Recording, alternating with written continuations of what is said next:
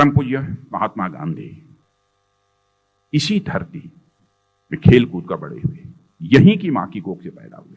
वो कहते थे नीतियां बनाते समय इस बात का हम सबको ध्यान रखना चाहिए कि नीतियों का लाभ समाज की अंतिम सीढ़ी पर बैठे हुए लोगों को मिल जाए। यह महात्मा गांधी बार बार कहा करते थे। कांग्रेस पार्टी का जहां तक सवाल है, कहते थे हम महात्मा गांधी के फॉलोअर हैं, महात्मा गांधी के अनुयायी हैं। महात्मा गांधी के नाम का कांग्रेस पार्टी ने खूब इस्तेमाल किया, यहां तक कि गांधी का नाम भी रख लिया, मगर गांधी जी का काम उन्होंने छोड़ दिया। और यही कारण है कि आज कांग्रेस की वह दुर्गति हो रही है। समाज के अंतिम व्यक्ति का उत्थान भाजपा और उसमें उसके पहले जनसंघ के सामने हमारा यह मूल मंत्र था। पंडित दीनदयाल जी उपाध्याय ने भी अंत्योदय की बात कही थी कि समाज की अंतिम सीढ़ी पर बैठे हुए व्यक्ति की हमको चिंता करना है। यह हमारे राजनीतिक परंपरा का ही एक अभिन्न अंग होगा, यह हमारा राजनीतिक संस्कार होगा, होना चाहिए। यह पंडित दीनदयाल जी उपाध्याय ने कहा था। और इसी पंडित दीनदयाल जी उपाध्याय को विचार को लेकर ही श्रद्धेय अटल बिहारी वाजपेयी जी हमारे भारत के प्रधानमंत्री थे, उन्होंने अंत्योदय योजना भारत में प्रारंभ की थी। अब मोदी जी उसी योजना को आगे बढ़ा रहे हैं। बहनों भाइयों, कल्पना कर सकते हैं हिंदुस्तान के 80 करोड़ से अधिक लोगों को मुफ्त में राशन मुहैया कराया जाए। भारत के इतिहास में तो यह बेमिसाल है ही। मैं कह सकता हूं कि विश्व के इतिहास में भी यह सचमुच एक बेमिसाल यह पहल जो हमारे प्रधानमंत्री ने की है। और मैं कहना चाहता हूं अपनी सरकार के बारे में, मैं जानता हूं आतंकवादियों के मंसूबे को हम लोग किसी भी सूरत में कामयाब नहीं होने देंगे। और आपने देखा जम्मू कश्मीर की बात तो छोड़ दीजिए, जब से हमारे नरेंद्र भाई मोदी आए हैं तब से हिंदुस्तान के दूसरे भाग में कहीं पर कोई भी बड़ी आतंकवादी वारदात नहीं होने पाई है। यह हमारा एक मेजर अचीवमेंट, यानी हमारी सरकार का दहशत आतंकवादियों के कलेजे पर भी असर कर रहा है। यह कोई छोटी बात नहीं है। आज आतंकवादियों को पता है कि अपनी शरणगाह यानी जहां रहते हैं, जहां शेल्टर ले रहे हैं, वहां भी वो बचकर नहीं निकल पाएंगे। उरी की घटना के बारे में जानते हैं? उरी की जो घटना हुई थी मित्रों, उरी की घटना के बाद जो कार्रवाई हमारे देश की सुरक्षा एजेंसियों ने, हमारी सेना ने जो किया है, हमने सारे विश्व को यह संदेश दे दिया कि हमारे साथ यदि कोई नापाक हरकत करेगा तो हम इस पार भी मार सकते हैं, जरूरत पड़े तो सीमा पार भी जाकर मार सकते हैं। यह हमने स्पष्ट रूप से संदेश दे दिया। और मैं कहना चाहता हूं अपनी सरकार के बारे में, मैं जानता हूं आतंकवादियों के मंसूबे को हम लोग किसी भी सूरत में कामयाब नहीं होने देंगे। और आपने देखा जम्मू कश्मीर की बात तो छोड़ दीजिए, जब से हमारे नरेंद्र भाई मोदी आए हैं तब से हिंदुस्तान के दूसरे भाग में कहीं पर कोई भी बड़ी आतंकवादी वारदात नहीं होने पाई है। यह हमारा एक मेजर अचीवमेंट, यानी हमारी सरकार का दहशत आतंकवादियों के कलेजे पर भी असर कर रहा है। यह कोई छोटी बात नहीं है। आज आतंकवादियों को पता है कि अपनी शरणगाह यानी जहां रहते हैं, जहां शेल्टर ले रहे हैं, वहां भी वो बचकर नहीं निकल पाएंगे। उरी की घटना के बारे में जानते हैं? उरी की जो घटना हुई थी मित्रों, उरी के घटना के बाद जो कार्रवाई हमारे देश की सुरक्षा एजेंसियों ने, हमारी सेना ने जो किया है, हमने सारे विश्व को यह संदेश दे दिया कि हमारे साथ यदि कोई नापाक हरकत करेगा तो हम इस पार भी मार सकते हैं, जरूरत पड़े तो सीमा पार भी जाकर मार सकते हैं। यह हमने स्पष्ट रूप से संदेश दे दिया। मैं समझता हूं कि कांग्रेस की सरकार यदि भारत के सेना के जवानों के प्रति भी सेंसिटिव रहती, यदि वह संवेदनशील रहती, 1 रैंक 1 पेंशन की डिमांड 40 वर्षों से हमारे सेना के भूतपूर्व जवान करते चले आ रहे थे, कांग्रेस उस काम को पूरा नहीं कर पाई और हमारे प्रधानमंत्री ने चुटकी बजाते हुए 1 रैंक 1 पेंशन की अपने देश के जवानों की मांग को जो है पूरा कर दिया। अब अगर सेना और सैनिकों की बात करें तो कांग्रेस और भारतीय जनता पार्टी की सरकारों में कितना बड़ा अंतर है यह साफ तौर पर आपको दिखाई देगा।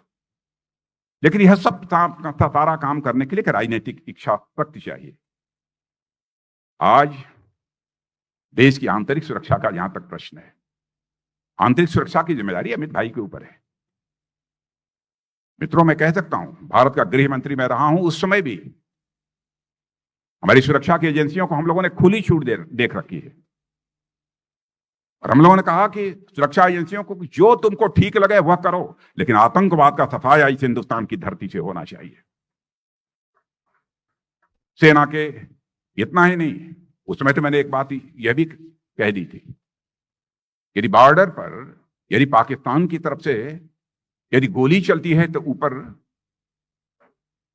के आदेश की प्रतीक्षा नहीं की जानी चाहिए, लेकिन पहली गोली अपनी तरफ से नहीं चलनी चाहिए। लेकिन उनकी तरफ से यदि एक गोली चल गई तो फिर भारत की गोलियों को काउंट नहीं किया जाना चाहिए, उसे गिना नहीं जाना चाहिए। यह है, और आज भी वही स्थिति अमित भाई के रहते हुए सारे देश भर में चल रही है। भ्रष्टाचार इस हद तक बढ़ गया था, लोग यह कहने लगे थे कि अब कांग्रेस की हुकूमत में यह भ्रष्टाचार संस्थागत हो गया है, इंस्टीट्यूशनलाइज हो गया है। यह लोगों के द्वारा कहा गया। और मैं याद दिलाना चाहता हूं, तत्कालीन प्रधानमंत्री राजीव गांधी जी ने एक बार निराशा व्यक्त करते हुए हताशा की स्थिति में कहा था, क्या करें, भ्रष्टाचार बहुत है, ऊपर से 100 पैसा भेजता हूं तो बामुश्किल 16 पैसा नीचे तक पहुंच पाता है। यह असमर्थता और यह लाचारी राजीव गांधी ने व्यक्त की थी। लेकिन बहनों भाइयों, हमको सचमुच गौरव की अनुभूति होनी चाहिए कि हमारे प्रधानमंत्री ने भ्रष्टाचार की चुनौती को स्वीकार किया और डायरेक्ट बेनिफिट सिस्टम के माध्यम से ऐसे हालात पैदा कर दिए कि 100 पैसा यदि दिल्ली से चलता है तो 100 का 100 पैसा यह नीचे पहुंचता है।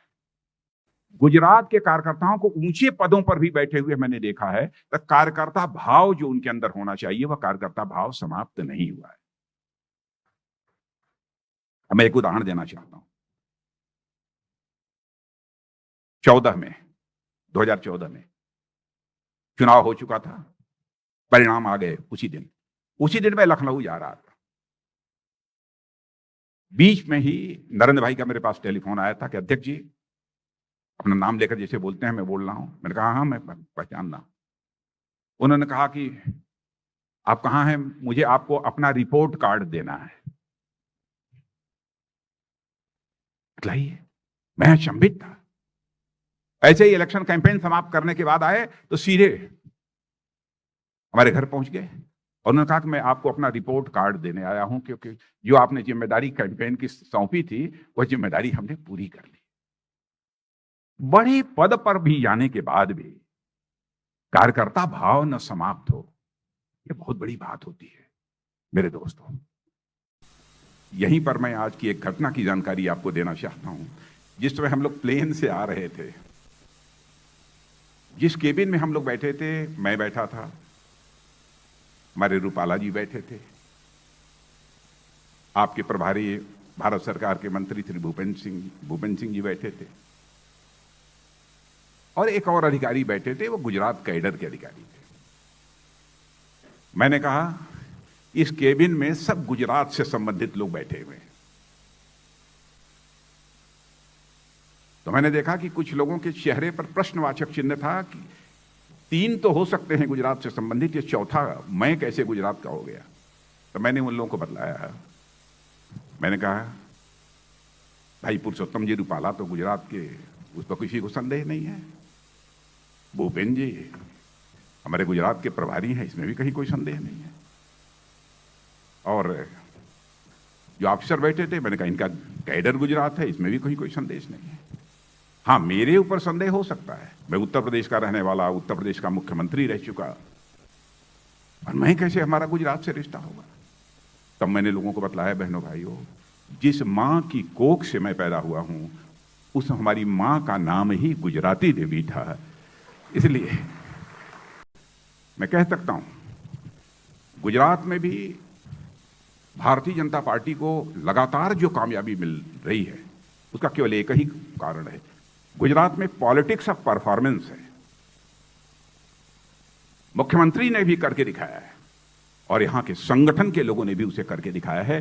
पॉलिटिक्स ऑफ परफॉर्मेंस ये कहता है, और इसके लिए आप सबको मैं इसका श्रेय देना चाहता हूं, CR पाटिल जी से लेकर नीचे तक जो आप सभी बैठे हैं, सबको मैं इसका श्रेय देना चाहता हूं।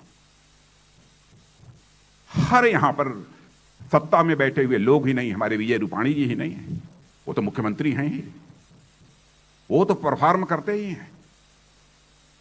लेकिन भारतीय जनता पार्टी की गुजरात की जो इमेज, जो छवि सारे भारत में बनी हुई है, का श्रेय यदि जाता है तो आप जैसे कार्यकर्ता बहनों भाइयों को जाता है।